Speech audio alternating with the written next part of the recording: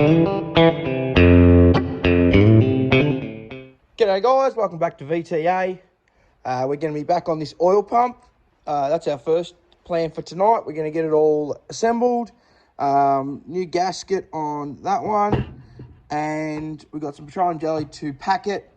And then, yeah, we'll chuck it back in the tractor. And then I'm not sure what else we're doing, but we'll get it going from there. All right, guys, enjoy.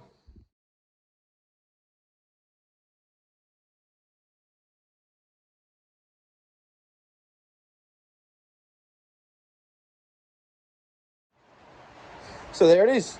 Oil pump's back together. As you saw, I made a gasket up for in between here.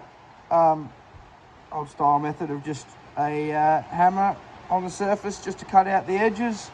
As you saw, I started with the bolts just so I could get it lined up, put a couple of bolts in and then follow it around the edges and yeah, make up gasket the old fashioned way. It worked really well. Now, as I said, this one doesn't really need any work. It'll move freely, so I'm good with that. Basically, that's going to go up into the block and engage in the cam gear. And then this one here is going to go up underneath it, engage into there. Got two bolts here to attach it all, and yeah, easy as that. Let's go slam it in. So here we are, we got the oil pump back mounted up. See up in there, engages with the cam gear. You can see that fitting that comes out that feeds the rocker gear and stuff. Two pipes here. One obviously goes down into the pickup in the bottom of the sump. The other one comes up to the oil filter. So keeping with the oiling system theme, I'm now going to pull this oil filter off and basically have a clean. I'll pull the base off so I can just get it all clean in here. Get these lines, I'll probably just blow these lines out and yeah, go from there. All right, I'll rip into it. So I got the top off the oil filter. That's just a case of this nut, which actually screws down the top here. Lift the top off. And then this is the actual oil filter. They're a weird old thing. Essentially, they're just a bunch of felt sort of compressed together. And I guess you're meant to take them out, clean them, stack them back together and put them back together. What we did work out with the pacemaker is you can actually buy a cartridge filter that fits on here almost perfectly. And yeah, that's what we ended up doing with the pacemaker. So I think we'll do the same on here. But to get this off, it's just a case of unscrewing this disc all the way up off this thread. Then all this will come off. I'm just going to stick it in that rag on the floor. And there it goes.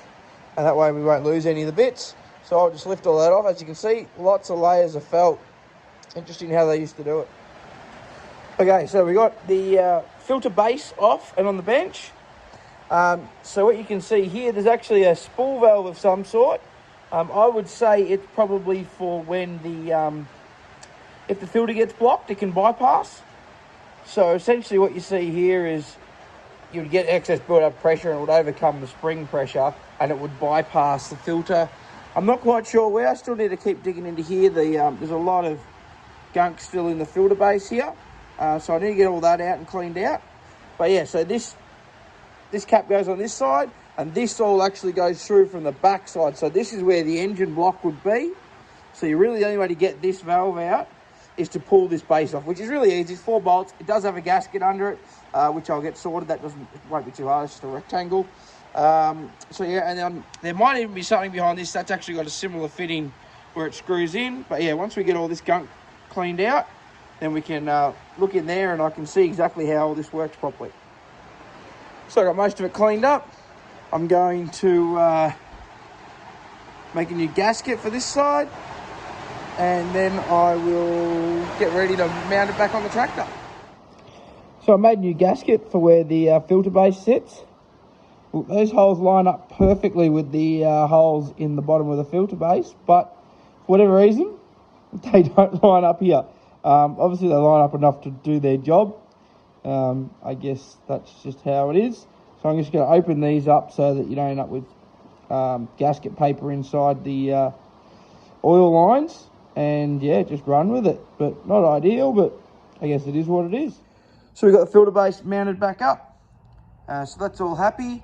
I do need to grab a couple of new copper washers. It just needs to finish it all off. But I'm happy with that. That's cleaned up and back on there now.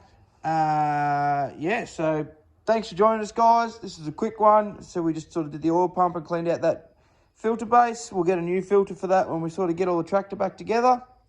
Yeah, thanks, guys. We'll see you next time. Like, subscribe, and thanks for watching.